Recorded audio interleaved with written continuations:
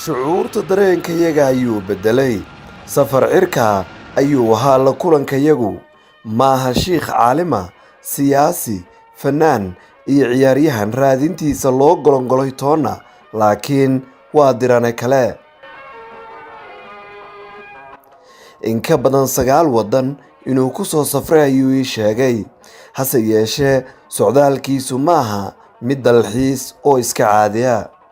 Kolkan waraystay waxa uu iiga sheekeeyey waayihii berisamaad iyo Soomaali, wuxuuna dareensan yahay qiimaha wadaniyadda, dal jacaylka iyo lixjeclada qaran Soomaaliyeed. Kama waramayo taariikhyahan soo akhriyay buugaag badan, ee tani waa sheekada Abuukar Cali Nuur, aabe Soomaaliyeed oo calanka Soomaaliya ula safray dalal badan oo ka mid ah kuwa adduunka.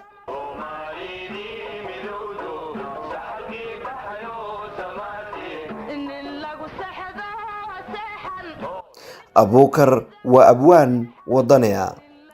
Diyaarad guudkeeda ayaan kula kulmay Abuukar oo safar waa dalka Holland, halkaas oo uu degan yahay.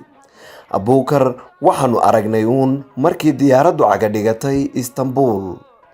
Daqiiqado kooban oo hakad ku ahaa garoonka Istanbul, waxaan fursad u helay inaan sheekaysano. 15 gu ayaa ugu dambeysay dalkii hooyo, laakiin Abuukar muddadaasi waxa uu heshanayay calanka bilcan ee cirka u eg, xidigta 5 gees ahina dhexda kaga cabiran tahay.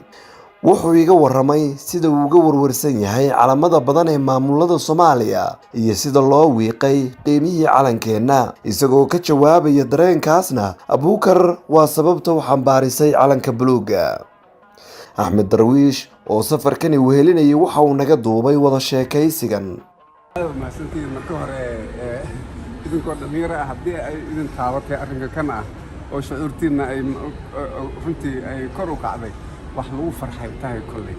Aniga calankaanan aqaanaa, waa kii aan wax ku soo bartay lacag la'aan oo anoo maartay qarsh bixin ilaa dugsi sare jaamacad pocket money la isiinay anoo wax baranayo. Marka calankii waxaan arkay oo la dayacay oo kuwa yaryar intii la samaystay oo aad ka dhadhansanayso maartay qabiil inuu yahay. calan kastaba cid waliba waxay samaysay calan, markaas waxay tiri waxaan ahay magaciisi dawlad goboleedaan ahay. Marka kii rasmiga ahay ee mideeyaha ahay oo Soomaali mideeyay ayaa wax la tuuray, markaas waxa la soo qaatay kuwa oo qabiilad ka arkayso. marka taas ay ka cisay cid waliba waxay samaysay calaamadu awgood u talay. marka waxaan go'aansaday in maartan aan تصدقك إن ما أعرف الصومالي مذي وعاكل واحد كلو مثلا وضع إنه يروح بالكجل. هل كنت كسر سفرتين؟ أنا جا وحن كإمد هولن سلاسة على كي وسيت مرة ليبا. وقت أنت اللي بقى وجودا بيسي صوماليا. ليه هو واحد وجودا بيسي أدر شن 8 سنة. شن 8 سنة. المثل والدم باللص مرت عالم. محي أنا ساعة وتو وحن تجي كندا تجي. إنجليزي إنه ما أسمعي استمد على كان محنكر هذا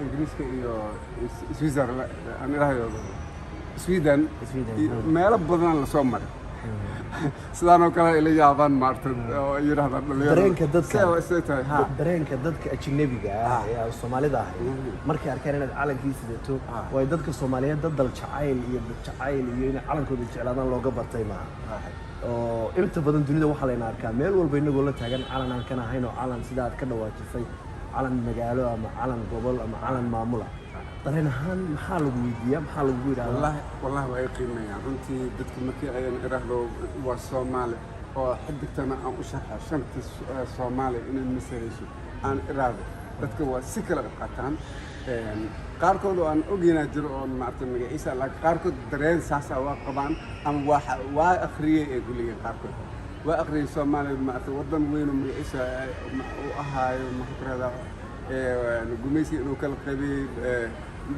baadin 1884 in la kala qaybiyay inta qaarkood saas ay ku sheegayaan qaarkoodna ma yaqaanaan inta iskaga yaala Afrika geeska Afrika ga yaala taas ama waxaan u soo bixiyaa magaciisi oo u sharxaa waa tanaan leh وبدان دير وخصاب ما قتين الله إذنك والله وضم في على أي يرهدان دتك آدم جعلستان أوكل على النور اللي يرهدا بلس أذرك قرني اللي يخنا قرني أنا أذرك مجد أنا هذا أذرك على أنا أذرك يوم الإنسان أذرك على واقع أذرك على هذه الضد ما صدق أذرك مدني sida caadiga ah mar kasta ayaynu aragnaa dalxiisayaal dalal kale iyo dad u safraya qaaradaha adduunka oo calamadooda sita laakiin Soomaalida kala qaybsanaanta ayaa badayn cid walba si gaar ah ka maamulkooda magaaladooda u qaadato markay iskood u soconayaan hadiiba ay dhacdo Abuukar taas waa uu iska diiday waxaana uu isagu sitaa calanka Soomaaliya oo amuunada iyo astaanta nool